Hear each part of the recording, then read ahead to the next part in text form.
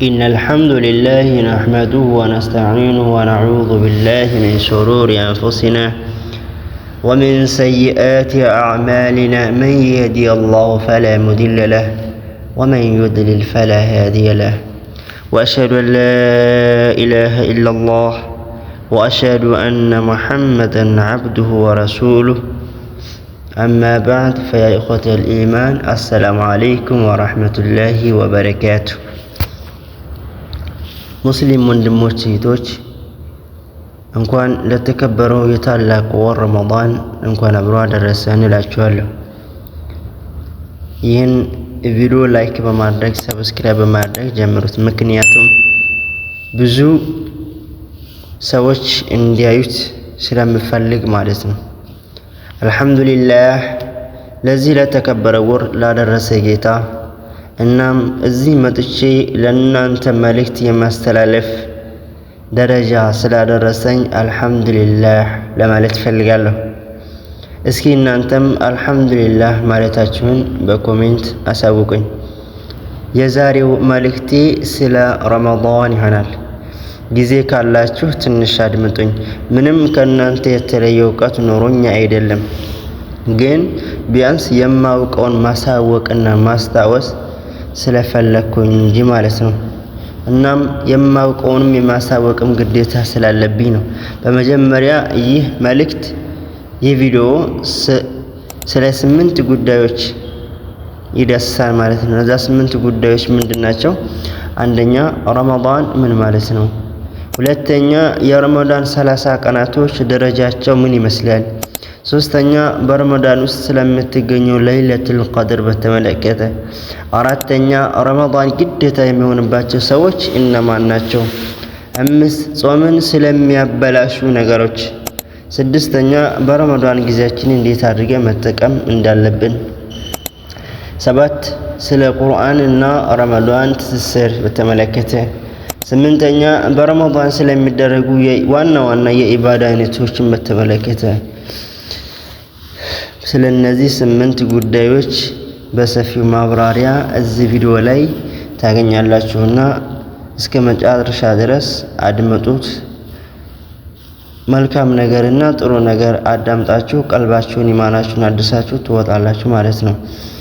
አንደኛ ላይ የምናገኘው ረመዳን ምን ማለት ነው? الله سبحانه وتعالى እንዲህ ይለናል፣ يا أيها الذين آمنوا كتب عليكم الصيام كما كتب على الذين من قبلكم لعلكم تتقون يا أيها الذين آمنوا እናንተ ያመናችሁ ሙእሚኖች ሆይ كتب عليكم الصيام በእናንተ ላይ ጾም ተደንግጎባችኋል። كما كتب على الذين من قبلكم ከኛ በፊት በነበሩት ህዝቦች ላይ እንደተደነገገው በእኛም ላይ ጾም ተደንግጎብናል ማለት ነው።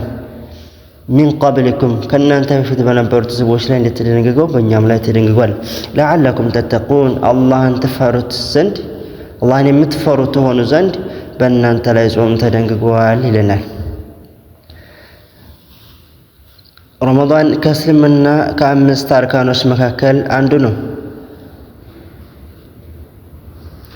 በእስልምና አቆጣጠር 12 ወራቶች ውስጥ አንዱ ነው። ረመዳን መግባቱን የምናውቀው የረመዳን ጨረቃ ስናይ ነው። ወይም ደግሞ የሻዕባን ወር 30 ከሞላ በኋላ ረመዳንን መጀመር እንችላለን ማለት ነው። يقول النبي صلى الله عليه وسلم إذا دخل رمضان فتحت أبواب الجنة وغلقت أبواب النيران وصفدت الشياطين ረመዳን ሲገባ የጀነት በሮች ይከፈታሉ አሉ ነብዩ ሰለላሁ ዐለይሂ ወሰለም። የጀሃነም በሮችም ይዘጋሉ፣ ሸይጣኖችም ይታሰራሉ።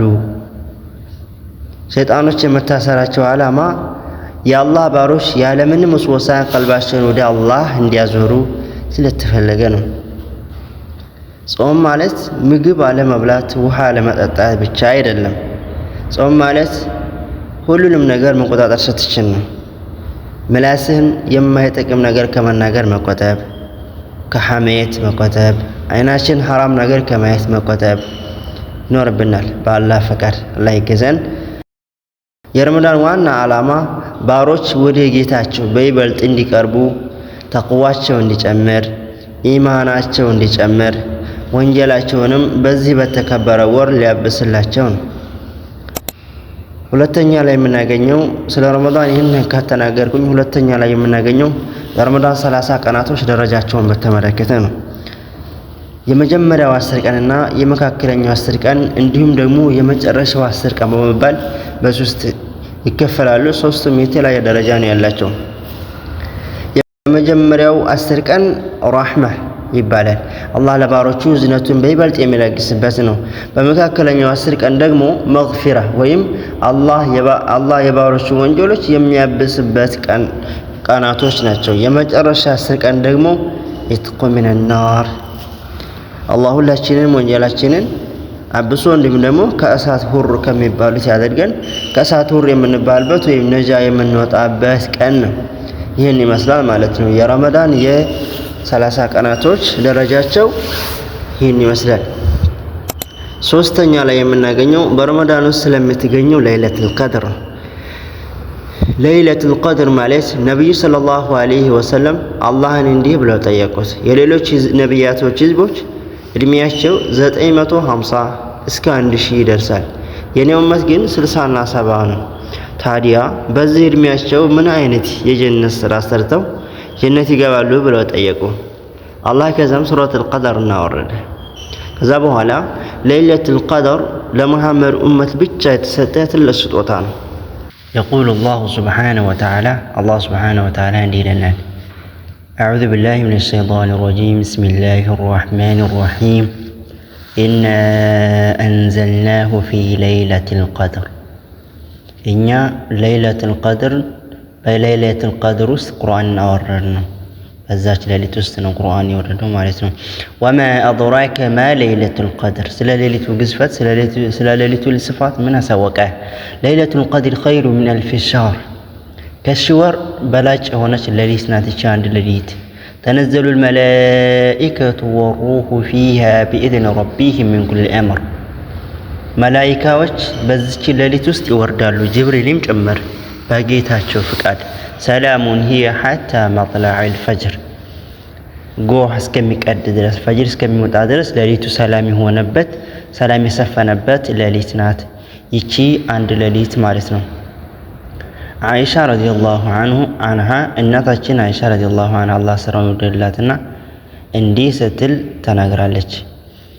ካነ ኢዛ ደኸለ አሽር አዋኺር ሸደ ሚዕዛራ ነብዩ ሰለላሁ ዐለይሂ ወሰለም አሽር አዋኺር ሲገባ ትጥቃቸውን ያጠብቁ ነበር፣ ከሌላው ጊዜ በተለየ ማለት ነው።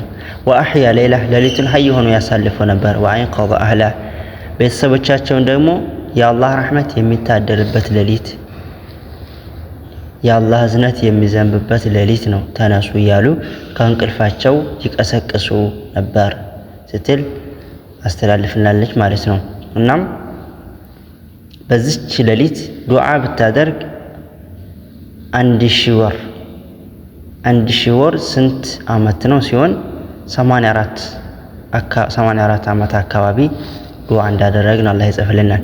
በዚች ሌሊት አላህን ፍራቻ ብናለቅስ 84 አመት ሙሉ አላህን ፍራቻ እንዳለቀስን በዚች ሌሊት ሰደቃ ብንሰድቅ 84 አመት አካባቢ ሰደቃ እንደሰደቅ ዚክር ብንዘክር ቁርአን ብንቀራ አላህ Subhanahu Wa Ta'ala 84 አመት አካባቢ እንዳደረግ በጽፍ አድርጎ ይጽፍልናል ማለት ነው። ሁላችንም ያበራታን። ነብዩ ሰለላሁ ዐለይሂ ወሰለም እንዲህ ብለውናል፣ ለይለቱል ቀድርን በረመዳን የመጨረሻ 10 ቀናቶች ፈልጓት ብለዋል። ከነዚህ 10 ቀናቶች ውስጥ ደግሞ በጎዶሎ ቀናቶች ፈልጓት ብለዋል። እነዚህ ጎዶሎ ቀናቶች እነማን ናቸው? 21፣ 23፣ 25፣ 27 እና 29 ናቸው።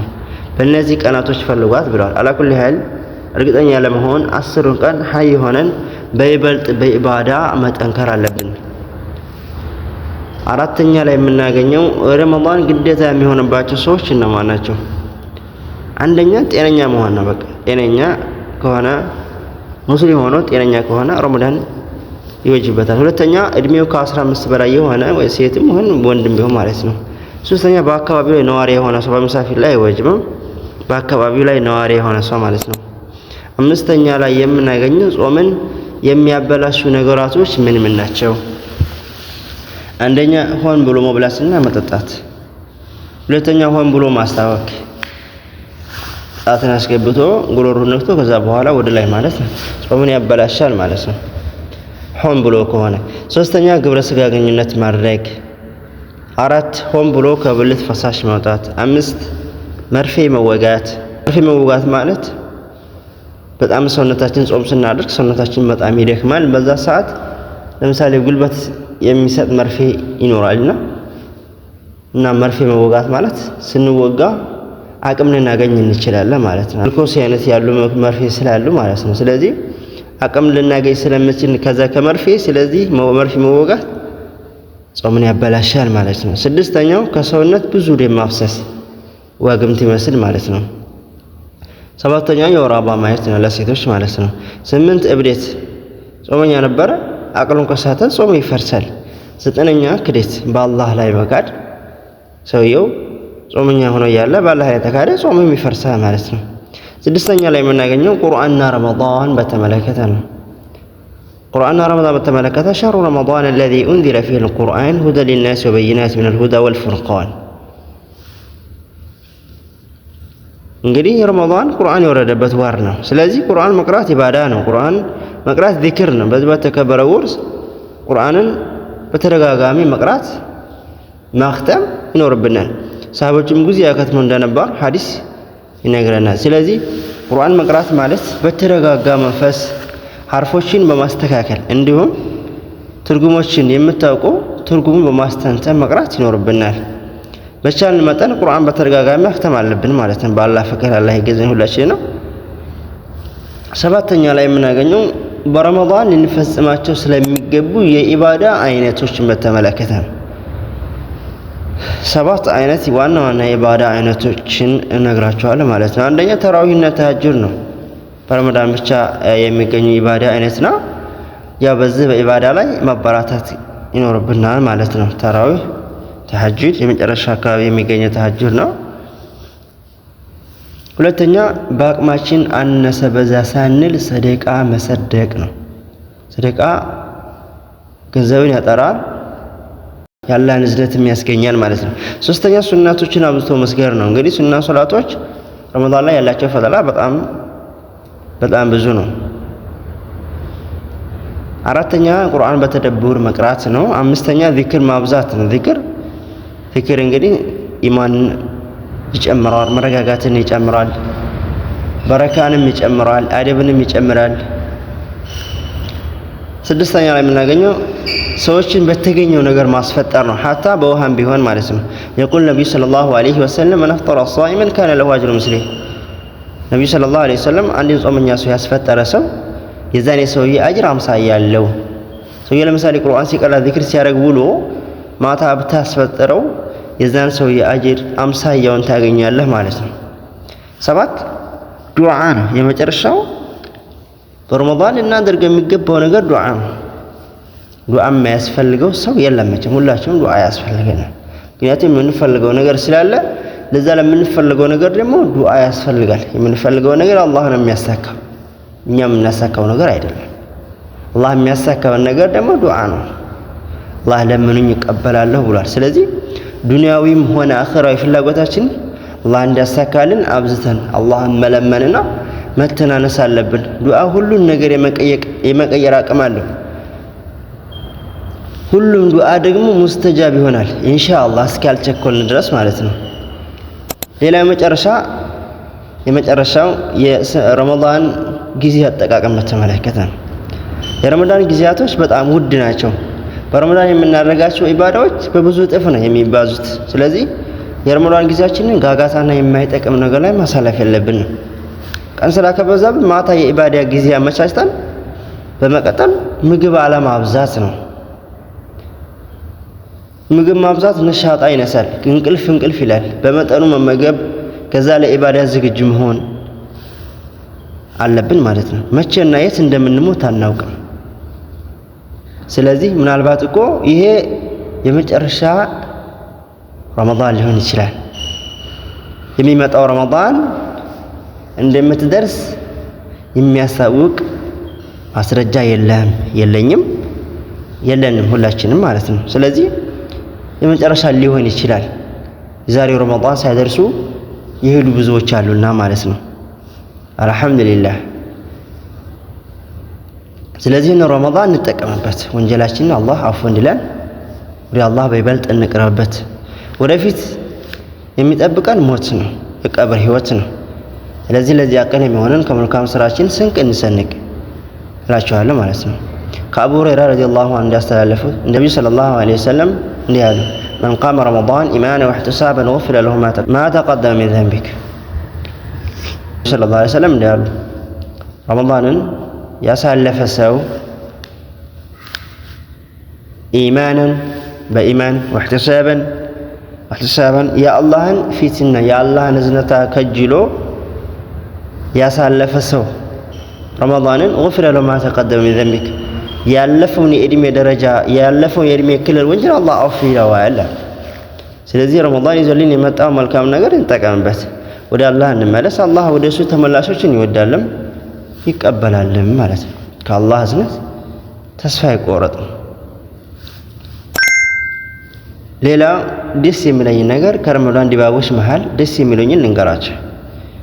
አንደኛ ጨካኝ የሚባለው ሰውዬ ምስኪን ሆኖ እናገኘዋለን። ሁለተኛ ቋጣሪ ነው ያልከው ሰውዬ እጁን ሲዘረጋ ወይም ሲሰድቅ ታያለህ። ሶስተኛ በመስጊድ አልፎ የማያውቀው ሰው አወለ ሶፍ የምናገኘው ነገር። አራተኛ ካገኘነው ለየት ያለ መፍጠሪያ ለጎረቤቶቻችን የምናካፍለው ነገር። አምስተኛ ስሁር ላይ ሰሩ እያልን በር የምንቆረቁረው ነገር። ስድስተኛ ከሌላው ጊዜ በተለየ የሰው መተዛዘንና መተሳሰብ የምናይበት ነገር። የመጨረሻ የፊትራ ሰዓት በቤታችን አጠገብ ያላፈጠረ ሰው ማለፍ የማይችልበት ነገር። ከረመዳን ድባቦች እነዚህ ነገራቶች በጣም ደስ ይሉኛል፣ እገረምባቸዋለሁ ማለት ነው።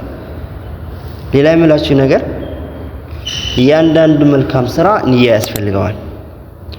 ኢነመል አዕማሉ ቢንያት፣ በጎ ተግባር ስንፈጽም በቀልባችን የአላህን እዝነትና የአላህን ፊት ከጅለን መሆን አለበት።